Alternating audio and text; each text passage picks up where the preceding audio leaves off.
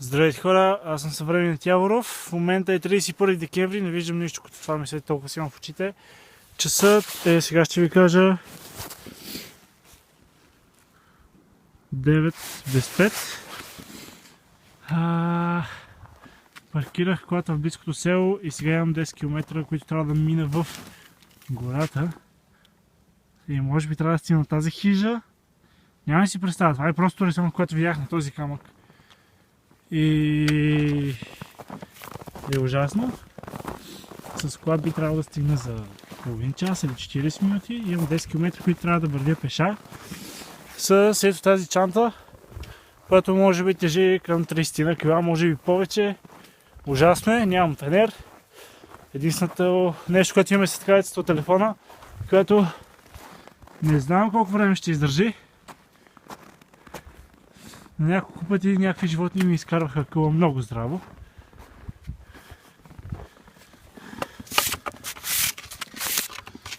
Природата. Какво да я пазим?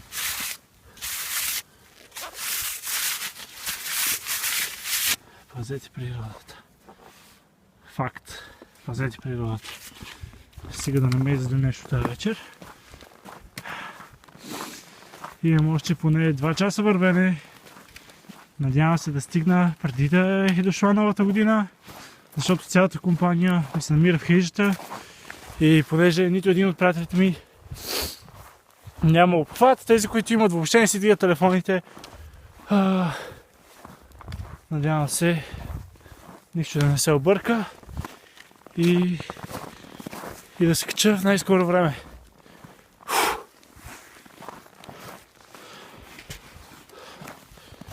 Вече 1 час вървя. Това е историята. Историята е, че се събираме с приятели на планина. Аз не бях сигурен дали ще мога да отида. Т.е. да се кача. И в последния момент разбрах, че ще мога да се кача. Паркирах преди час колата в близкото село. И в момента се катеря съвсем сам 10 км преход. Най-лошата част на всичко това обаче не е вървенето и ужасно тежката чанта, която влача, ами че съм сам. Преди малко си изкарах къла. Всъщност през няколко минути си изкарвам къла, защото има животни, които ме плашат страшно много и ужасно. Ужасно е. Не се вижда нищо. Няма никаква луна, която да ми осветява пътя. Виждат само звезди, които дори няма мога да ви покажа. От време на време се виждат и стъпки на някакви животни. И да, ужасно е.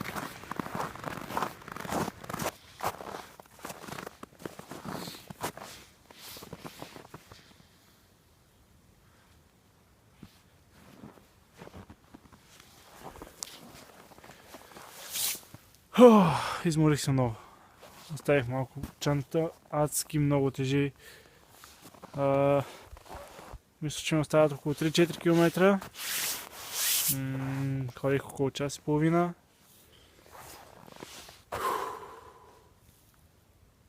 Ще се кача до половин час, обещавам. Или поне се надявам. Но е много тъмно и е много страшно. Преди малко шумна нещо зад мен. Нещо много голямо. Целя се вцепених, обърнах се, опитах се да извикам нещо, не ми се получи, исках да извикам назад и нищо не стана. Нямаше нищо.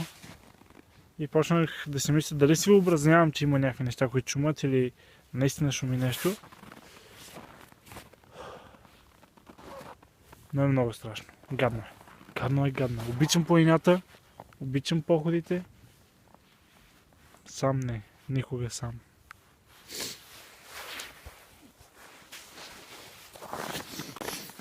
Колкото повече се катеря нагоре, толкова по-студен става въздуха. Даже натрупа от доста сняг нагоре.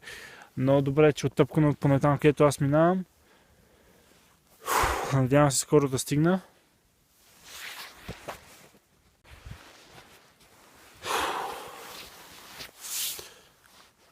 остават ми много малко.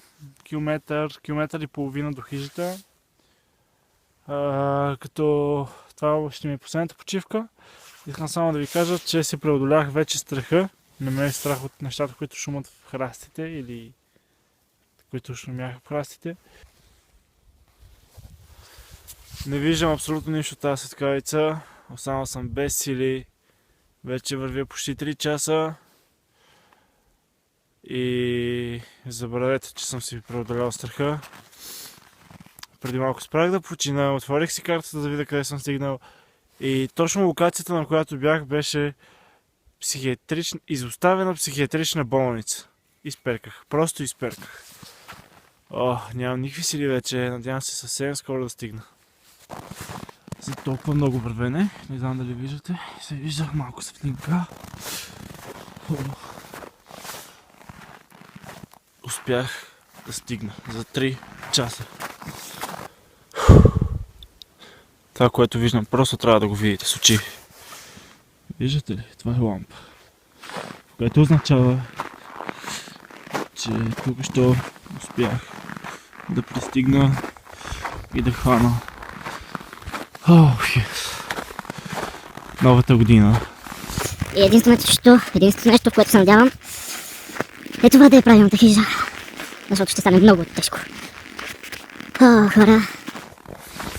Беше ужас, беше ужасно. Беше наистина ужасно. И все пак пристигнах. И беше ужасно. Не ходете сами в гората. Никога. Особено когато е тъмно. Не.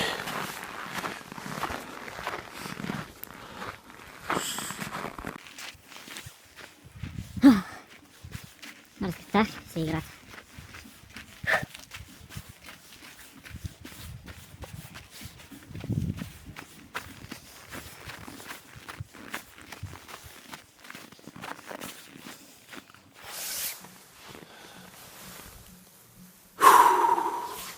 Оживях.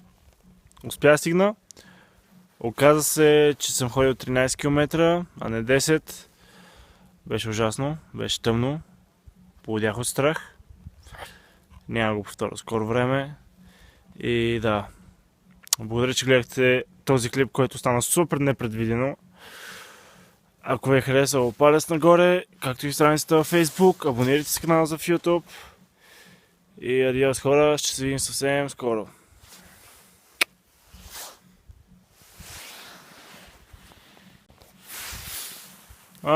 И честита нова година. Макар че хич не ми е честита.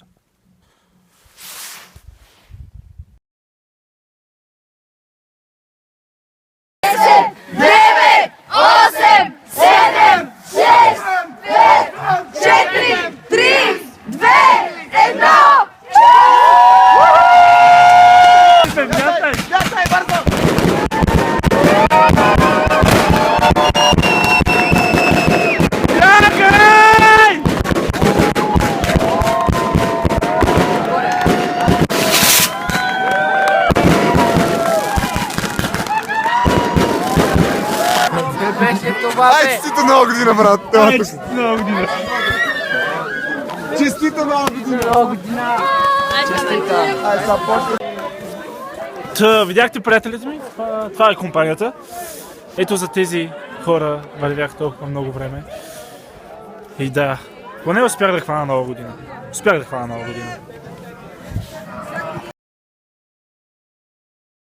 Има 100 000 пиратки тук. Колко хиляди? 100.